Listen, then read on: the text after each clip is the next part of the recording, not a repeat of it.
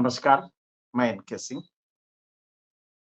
फिराक साहब ने एक शेर पढ़ा था, आने वाली नस्लें तुम पर रश्क करेंगी हम असरों, आने वाली नस्लें तुम पर रश्क करेंगी हम असरों।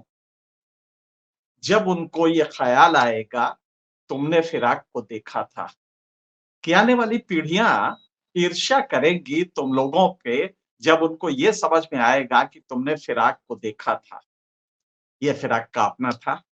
मेरे ख्याल से आने वाली पीढ़ियां हम लोगों पे भी रश्क करेंगी कि हम लोग मोदी इरा में जिए हैं, हमने मोदी का भाषण सुना है। लेकिन एक बात पे और वो हंसेंगी भी कि हम मोदी को कभी समझ नहीं पाए। ये कैसी पीढ़ी थी जो मोदी के पॉलिटिक्स को, मोदी के स्टाइल को समझ ही नहीं सकी, कम से कम अभी तक। तो आने वाली पीढ़ियां ये हम पर हंसा करेंगी। आपको एक ताजा किस्सा बताया, 24 घंटे हुए हैं। पूरे दुनिया में है कि भाई पार्लियामेंट में कुछ बच्चे आए, कूदे, अपना गलत किया, बिल्कुल गलत था वो। इश्यू ये नहीं है कि वो कूदे तो वो सही था या गलत था, वो तो धुर गलत था और उसकी जितने भी निंदा हो, क्योंकि पार्लियामेंट दूसरे पर्पस के लिए बना है।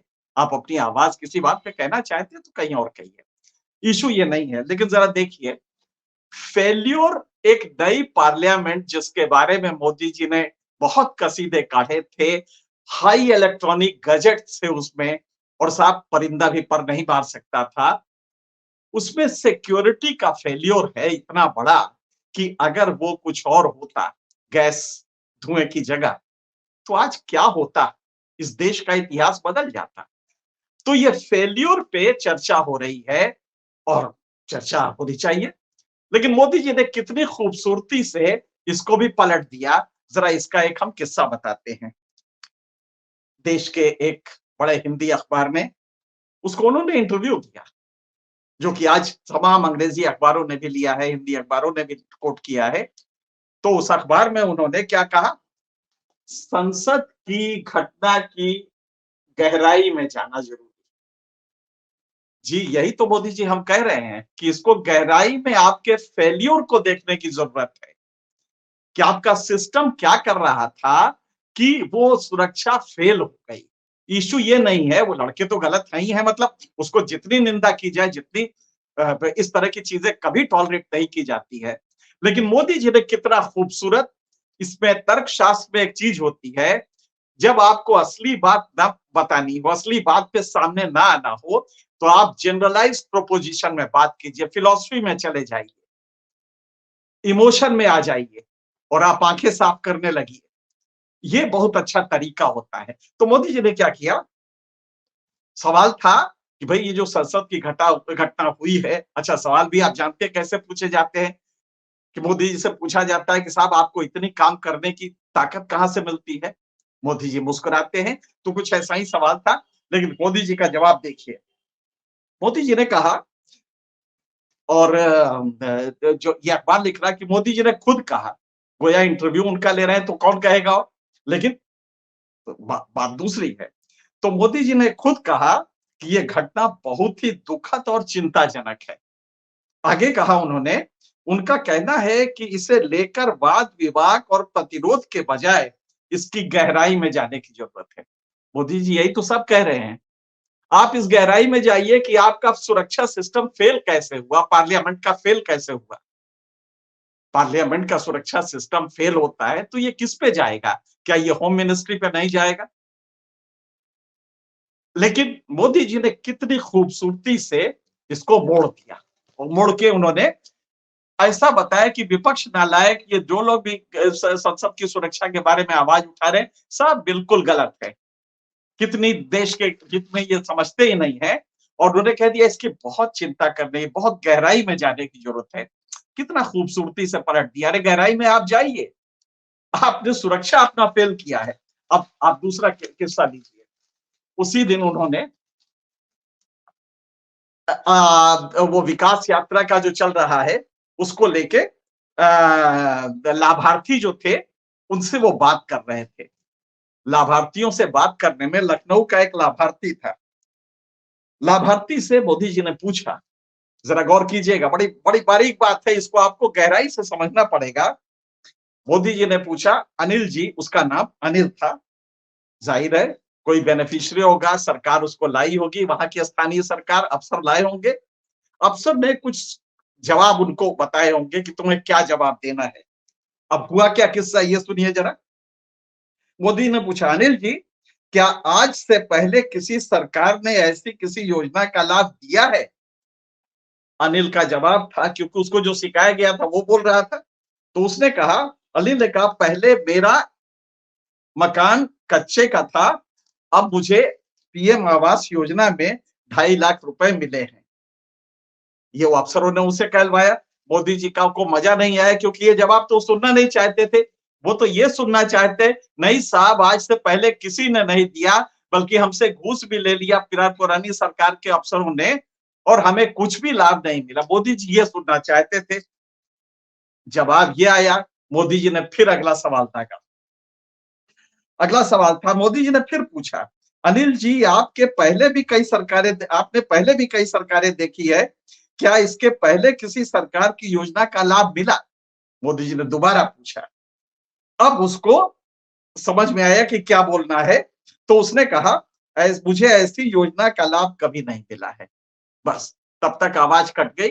मोदी ने कहा, चलो किसी और राज्य में चलते हैं, क्योंकि पर्पस ये था कि वो ये बताए कि इसके पहले हमें किसी सरकार में कुछ नहीं, बहुत सप्लीकेशन दिया, लोगों ने घूस भी लिया पुरानी सरकार में, पर हमें कुछ नहीं मिला। जबकि पीएम आवास योजना 1985 में इंदिरा गांधी आवास योजना के नाम से थी, और वो लगातार चल रही थी, लेकिन मोदी जी ने इसको पीएम आवास योजना बनाया, और बहुत मकान मिले थे, लेकिन ताली नहीं बजी थी, डुगडुगी नहीं पीटी थी। तो मोदी जी का ये एक टिपिकल पॉलिटिक्स आपने देखा। दो तरह की चीजें, जब उनके गवर्नमेंट पे आरोप लगे, तो वो कहिए साहब, राष्ट्र हित में इस पे राजनीति नहीं करनी चाहिए। और दूसरा ये कि जो बेनिफिट दे आप, बेनिफिट सब देते हैं, और ये आप अपने पास से नहीं देते हैं। अगर आप कोई बेनिफिट दे रहे हैं, किसी एक्स को दे रहे हैं, हो सकता है वाई को मिला हो, तो वाई को आपके अफसर नहीं ला रहे हैं, और एक्स वाला एक आदमी पकड़ के लाए, उससे मोदी जी पूछ रहे हैं, पूछना क्या चाहिए था, आपको ये लाभ मिला, आपकी जिंदगी की उससे बेहतर हुई, आपको आपके बारिश में आप टप्पर में तो नहीं रहते, ये पूछते तो सामान्य लगता। लेकिन मोदी जी का सवाल था, इसके पहले क्या किसी सरकार ने आपको कोई राहत दिया? मोदी जी, ये जो आप दे रहे हैं 5 किलो, इसका आगाज किसने किया था? इसका आगाज भी कांग्रेस गवर्नमेंट, यूपीए गवर्नमेंट में हुआ था। फूड सिक्योरिटी एक्ट उनका लाया हुआ है। मनरेगा किसका लाया है? नेशनल एजुकेशन पॉलिसी किसकी लाई है? लेकिन ये मोदी जी की पॉलिटिक्स है। अब आप देखिए, आज फिर उन्होंने मीडिया में कसीदे काढ़े गए, और उन्होंने बताया कि विकास यात्रा जो हो रही है, 2047 तक एक उत्तम भारत, सर्वोत्तम भारत, विश्व गुरु सब कुछ बनाना है उनको ना। तो उसकी चर्चा खूब हो रही है, यात्राएं निकल रही है, सब चीफ मिनिस्टर भी डुगडुगी पीट रहे हैं। अब इसकी हकीकत हम आपको क्रमशः बताएंगे। अभी 3 दिन पहले इंडियन मॉनेटरी फंड की, आईएमएफ जिसे कहते हैं, उसकी एक रिपोर्ट आई। रिपोर्ट में क्या था? महंगाई, पैसे के अभाव के कारण भारत में 76% आदमी समुचित भोजन नहीं कर पा रहा है। मोदी जी का उज्जवल भारत क्या सपना दिखाया है? 47 तक तो अभी ही हो गया है, सबको घर मिलने जा रहा है, सब कुछ कर रहे। अब मोदी जी ने उसी भाषण में जो उस अनिल नाम के आदमी के साथ किया था, उसी में उन्होंने आगे क्या कहा, जो अखबार को इंटरव्यू दिया है, उसमें मोदी जी से जो सवाल किया गया था वो कोई इंपॉर्टेंट नहीं है, सवाल कुछ भी करिए आप, मोदी जी बोलेंगे अपनी ही। तो उसमें उन्होंने कहा, हम तो जनता, हम तो वोट के लिए कुछ नहीं करते, हम तो जनता का दिल जीतते हैं, वोट नहीं जीतते। ये जनता है जो मेरी झोली भर देती है। वाह, कितना बढ़िया स्टेटमेंट है। पहचानिए आप अपने नेता को, बारीकी से उसे देखिए। हम तो जनता के दिलों को जीतते हैं, जनता हमारी झोली भर देती है। क्या इमोशन है। तो आईएमएफ ने 2 दिन पहले की रिपोर्ट में कहा था कि 76% आदमी, और ध्यान रखिएगा 5 किलो अनाज दिया जा रहा है।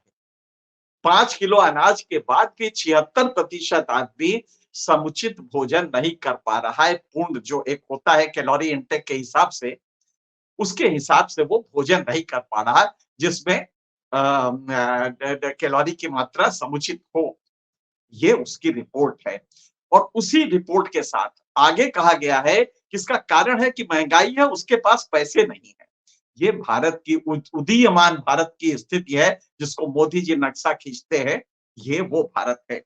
अब NFHS, national family health survey round 5, आप ताज्जुब करेंगे, वो चीख-चीख के कहा उसने कि आपके नौनिहाल ठूंठ हो रहे हैं, नाटे हो रहे हैं कुपोषण की वजह से, दुबले हो रहे हैं, वेस्टिंग कहते हैं इसको अंग्रेजी में, और जन्म के समय उनका वेट कम होता है। ये सारी चीजें कुपोषण से होती है। डब्ल्यूएचओ का कहना है कि इससे वो स्वस्थ मानसिकता और स्वस्थ शरीर का बच्चा नहीं होता।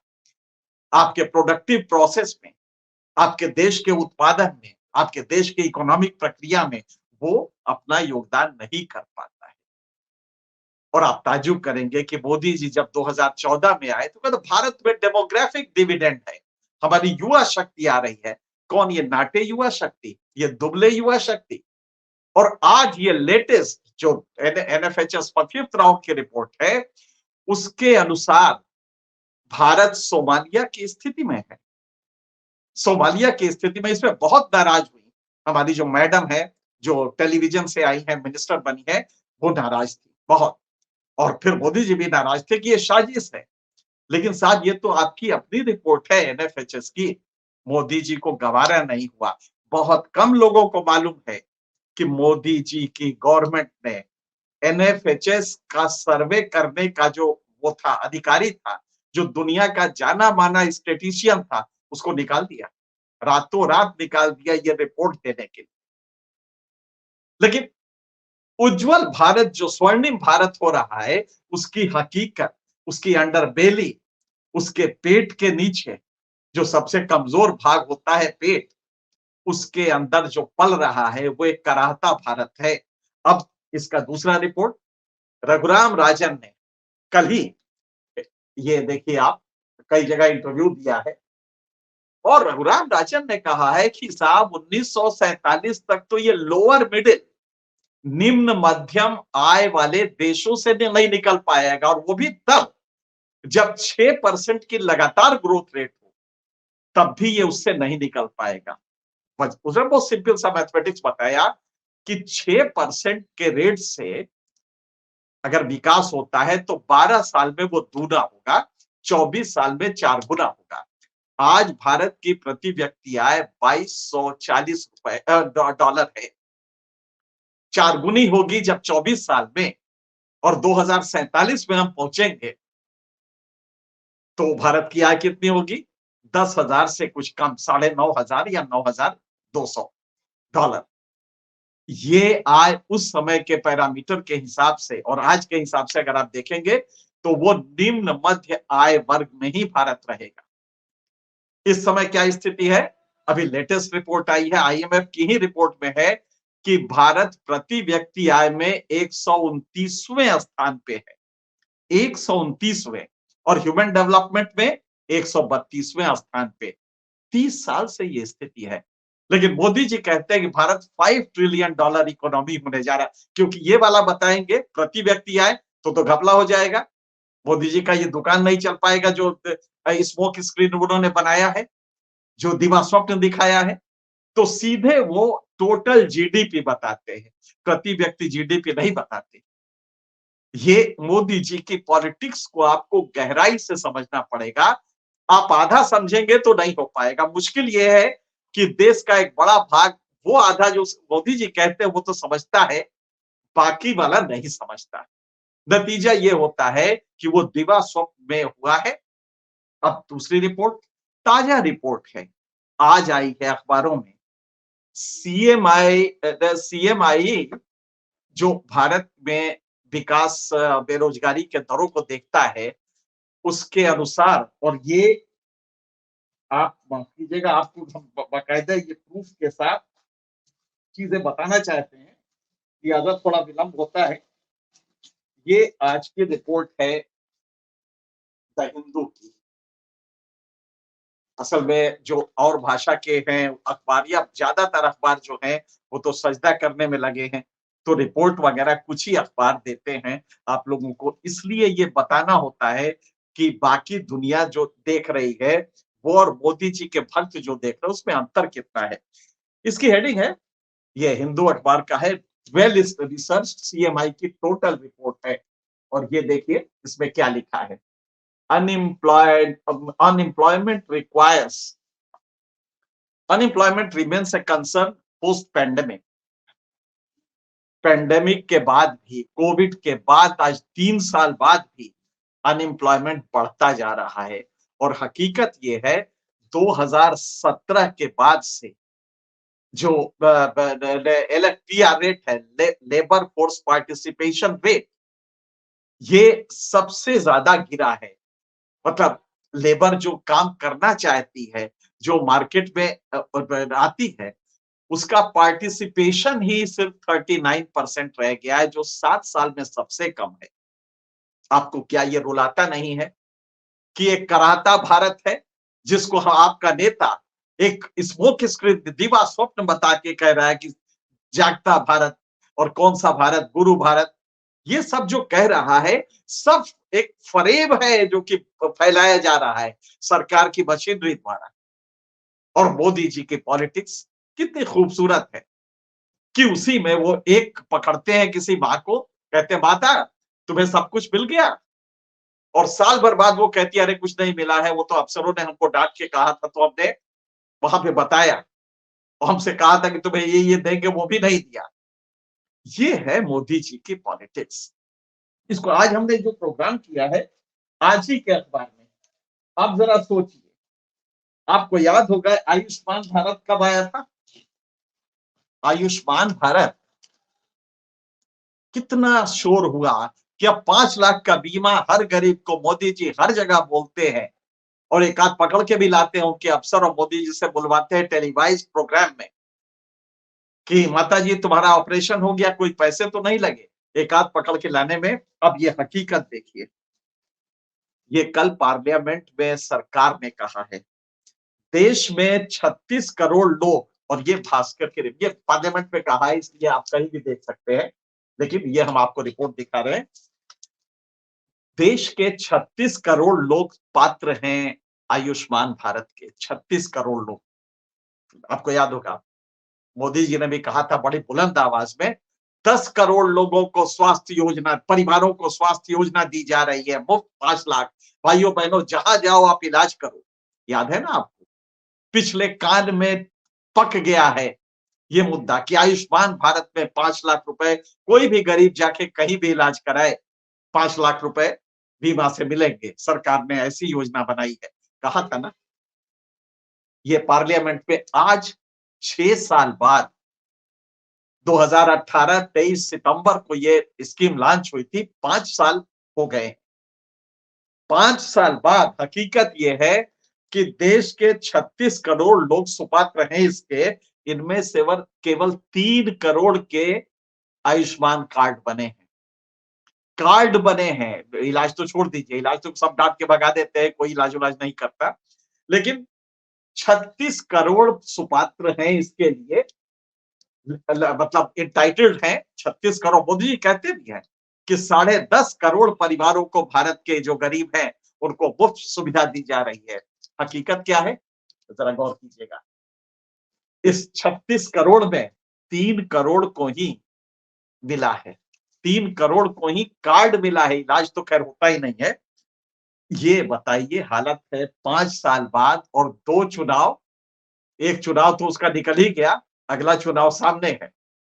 लेकिन मोदी जी कसीदे काढ़ेंगे तो यही कहेंगे कि भाइयों बहनों हमने इलाज किया, हमने मकान दिया, हमने तुम्हें 5 किलो अनाज देके तुम्हारे बच्चे भूखे न रहे, सब कहा।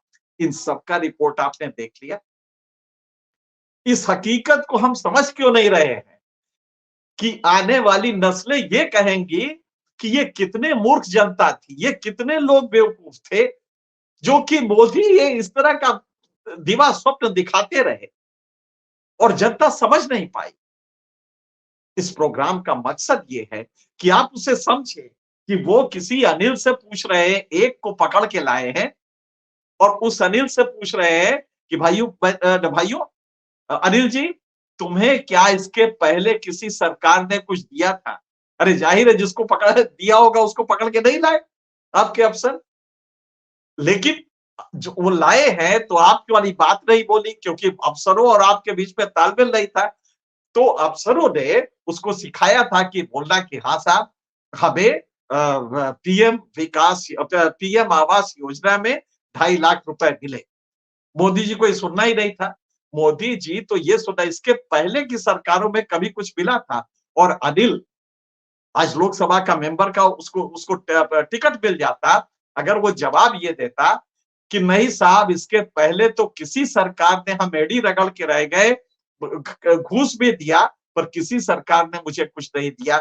आपके सरकार में तो साहब घर, पैसा, अनाज और स्वास्थ्य सब कुछ मिल रहा है। ये कहता तो सुपात्र होता और आज वो अगले चुनाव के लिए लोकसभा का टिकट मिलता। एक एक पत्रकार ने किताब लिखा तो उसे मेंबर पार्लियामेंट बना दिया गया। ये उसी के रिकमेंडेशन पे ये लड़के कूदे थे। 2008 की उसकी किताब है और किताब का नाम है द अनट्रॉडन पाथ, वो रास्ता जो किसी ने कभी चला नहीं था। प्रतिभा होगी, प्रतिभा देखा मोदी जी ने और प्रतिभा देख के उसको मेंबर पार्लियामेंट बना दिया। तो ये अनिल वो नहीं समझ पाया। अनिल ने जो जवाब दिया उससे कुछ मामला बना नहीं कि 2.5 लाख रुपए मिला। अच्छा थोड़ा हल्का भी पड़ गया कि मकान की हम बात करें, सिर्फ 2.5 लाख रुपए मिले, 2.5 लाख में मकान तो नहीं बनता होगा। पता नहीं मोदी जी का बनता हो तो अलग बात है। तो मोदी जी को मजा नहीं आया तो उन्होंने फिर पूछा इसके पहले और नाराज अफसर पे हुए कि अबे ट्रेनिंग कैसे नहीं दी थी। तो अगली बार जब उसकी आवाज कटी तो मोदी जी ने कह रहा है इन अफसरों को, ये जो यहाँ बैठे कुछ नहीं मालूम है, वो तार की, वो आपके माइक की गलती नहीं है, वो तार जो नीचे गया है ये भी टेक्नोलॉजी उनको मालूम है। मोदी जी ने यह भी बता दिया कि ये जो पूरे बैठे हैं इनको नहीं मालूम, क्योंकि नाराजगी तो ये थी कि जवाब गलत कैसे हो गया। जवाब तो ये देना था कि पुरानी सरकारों में कुछ नहीं मिला। तो ये है मोदी जी के पॉलिटिक्स। हम आपको अक्सर इस पे चर्चा करते रहेंगे, हकीकत बताते रहेंगे कि ग्राउंड पे क्या है, ग्राउंड पे अनएम्प्लॉयमेंट कितना फैला है। 39% एलएफपीआर अगर हो, एलएफपीआर का मतलब बाकी लोग नौकरी की इच्छा छोड़ के जा चुके हैं। अब वो जानते हैं हमें नौकरी नहीं मिलेगी तो वो गांवों में बैठे हैं। सोचिए जरा, 61% लोग गांवों में बैठे हैं निष्क्रिय क्योंकि नौकरियां नहीं है। और ये लेबर फोर्स पार्टिसिपेशन रेशियो आपका 39% है, लगातार गिरता जा रहा है। इसी तरह अनएम्प्लॉयमेंट रेट अगर आप वो देखेंगे तो उसकी भी स्थिति बहुत खराब है, वो लगातार बढ़ रहा है। अनएम्प्लॉयमेंट रेट का मतलब ये लोग जो 39% ये जो आए हैं मार्केट में, इनमें भी जो बाकी है उनको 7% 8% है वो नहीं मिला तो फिर वो भी वापस जा रहे हैं। ये स्थिति है। लेकिन मोदी जी का चमकता भारत, उगता भारत, स्वर्णिम भारत सब कुछ आप देख रहे हैं। कितना अच्छा एक दिवा स्वप्न दिखाया है। जनता को ये समझना होगा। आप अगर ये समझ चुके हो तो बाकी लोगों को बताएं। इसमें कोई मोदी विरोध नहीं है, लेकिन मोदी के दावे और हकीकत बताना ये मेरा दायित्व है, ये हम सबका दायित्व है। अजीत जी के चैनल पे हम लोग ये एक्सपोज करते हैं और कोशिश ये होती है कि सत्य बताएं। सत्य बताने के लिए हम वो फैक्ट्स देते हैं जो इन्हीं के हैं, हमने कहीं से और से नहीं लिया है। सरकार के हैं, यूएनओ के बॉडीज के हैं, डब्ल्यूएचओ के हैं, आईएमएफ के हैं और इन बॉडीज के और एनएफएचएस के हैं। ये सरकार के फैक्ट्स हैं जो हम आपको देते हैं। लेकिन मोदी जी उन फैक्ट्स को छोड़ के सेलेक्टिवली कुछ फैक्ट्स ले लेते हैं और उससे बताते हैं कि ये भारत कहां ऊपर जा रहा है। बस आप लोग हमें वोट देते रहिए। तो आप इसको सोचें और ये चाहते हैं कि अगली पीढ़ी आपको ये ना कहे कि आप साहब कुछ नहीं जानते, मोदी जी ने आपको लगातार वो किया, छला। तो अगर आप इससे बचना चाहते हैं कि आपके बच्चे ये ना कहें और बच्चों को नौकरी नहीं मिलेगी, अगर आप इसी तरह सोचते रहेंगे। फिलहाल इतना ही, किसी और मुद्दे पे फिर आपसे बात करेंगे। तब तक के लिए